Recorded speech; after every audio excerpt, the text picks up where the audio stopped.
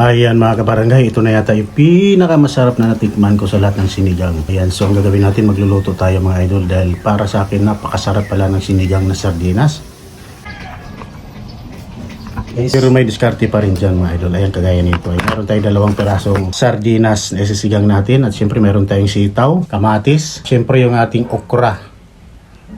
At yung ating, ayan, silisigang at ating labanos, sibuyas. At syempre yung ating panigang. At meron din tayong kangkong.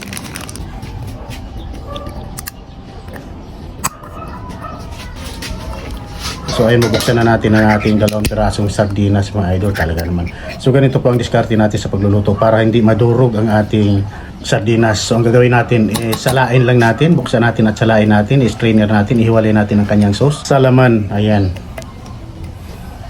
So ayan na nga, mag-prepare na tayo ng kawali. Siyempre, igisa natin para lalong sumarap ang ating sinigang na sardinas. Ayan, meron tayong 1 pirasong malaking sibuyas. Hindi na natin iniwan ng maliliit. Mas masarap pag medyo malalaki. Ayan. At siyempre, yung ating luya.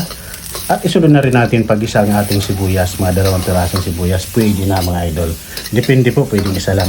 So ayan, pagkagisa na nga natin, ay nilagay na natin yung sauce ng 2 sardinas natin.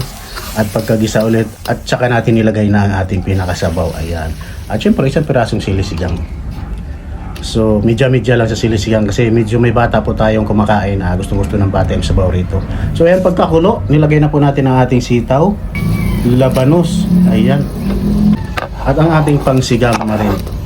So, dahil hindi masyadong kulang yung tamari, dahil kalahati lang po yung natira, so, ang ginawa natin rito, additional tayo rito ng kalamansi, siguro mga 10 piraso. At nilagay na rin natin rito ang ating okra. Ayan, at ayan lang natin pakuluin pa siguro mga 2 minutes pa. Pakuluin natin para kumatas siya ang kanyang lasa, humalo doon sa ating pinakasabaw. So ayan na nga, dahil luto na po ang ating gulay, tsaka natin ihuli paglagay ang ating sardinas na buo-buo pa siya mga idol para hindi siya madurog. Ilalagay po natin siya pagka ito'y paluto na ang ating sabaw. Ayan. So ayan na nga, at nilagay na po natin ang ating kangkong at ayan, at luto na at pwede na po tayong kumain ng masarap na sinigang na sardinas. Kita naman mga idol, mga kabarangay, talaga naman buo-buo pa ang ating sardinas at hindi po natin basta-basta dinurog. Dahil siyempre para masarap ang ating sinigang na sardinas. Ayan. Talaga naman mga idol, napakasarap kung itry nyo na mga lods ang sinigang na sardinas maliban sa budget meals. Tipid na tipid po sa budget meals, talagang super tipid po sa ating mga budget ang ganitong klase ng recipe. Ayan mga idol. Ayan, at shout out sa inyong lahat. At sa mga gusto nga palang umorder ng ating bagnet pag-o mga idol, nasa Shopee at Lazada na po. Ayan. Nananawagan po ako sa mga umorder. Ayan, i-screenshot nyo po ang inyong mga order pag inyong natanggap mula sa Shopee or Lazada, at para po makasali po tayo sa ating mga parapol, ayan, screenshot nyo at isend nyo po sa ating messenger ang Sinero ng Barangay. Ayan, para po makasali po kayo sa ating parapol mga idol. Ayan.